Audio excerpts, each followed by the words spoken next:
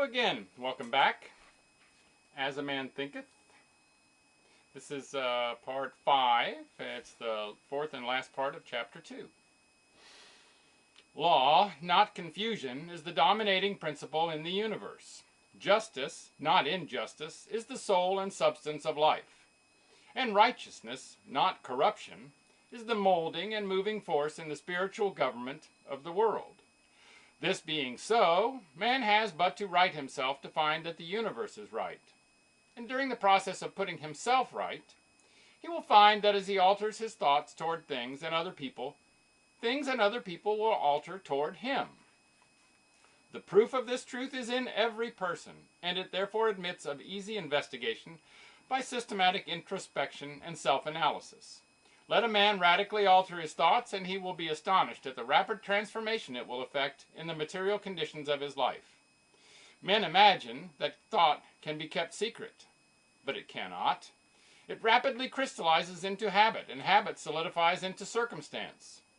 Bestial thoughts crystallize into habits of drunkenness and sensuality, which solidify into circumstances of destitution and disease.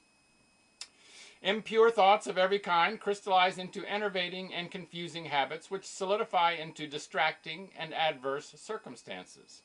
Thoughts of fear, doubt, and indecision crystallize into weak, unmanly, and irresolute habits, which solidify into circumstances of failure, indigence, and slavish dependence.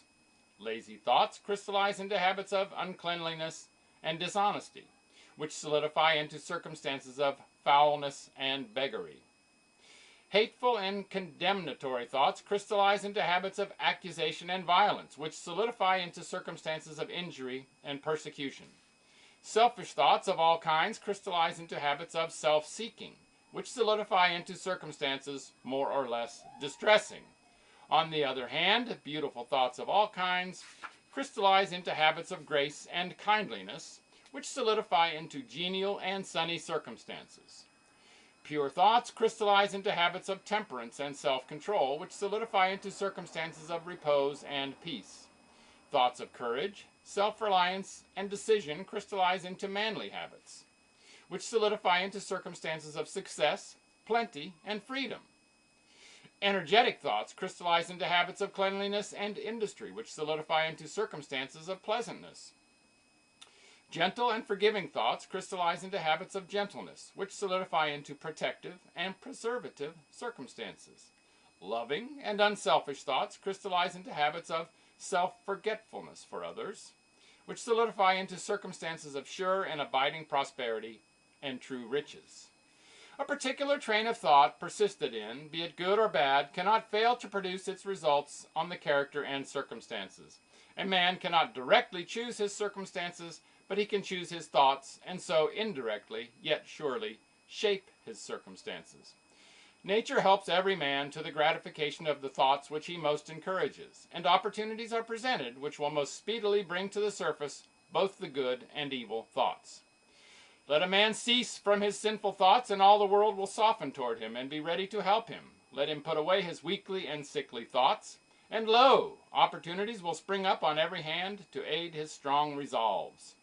Let him encourage good thoughts, and no hard fate shall bind him down to wretchedness and shame. The world is your kaleidoscope, and the varying combinations of colors which, at every succeeding moment it presents to you, are the exquisitely adjusted pictures of your ever-moving thoughts. And a little poem here. You will be what you will to be. Let failure find its false content in that poor word environment, but spirit scorns it and is free.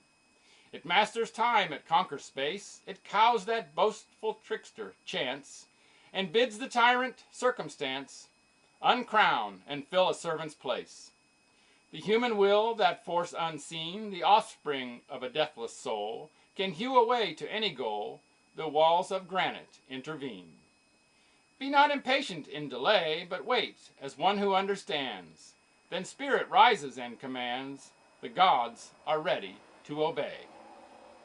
And that's the end of chapter 2, actually. So tomorrow on to chapter 3, Effect of Thought on Health and Body. And again, it's As a Man Thinketh. Make it a great day, and bye for now.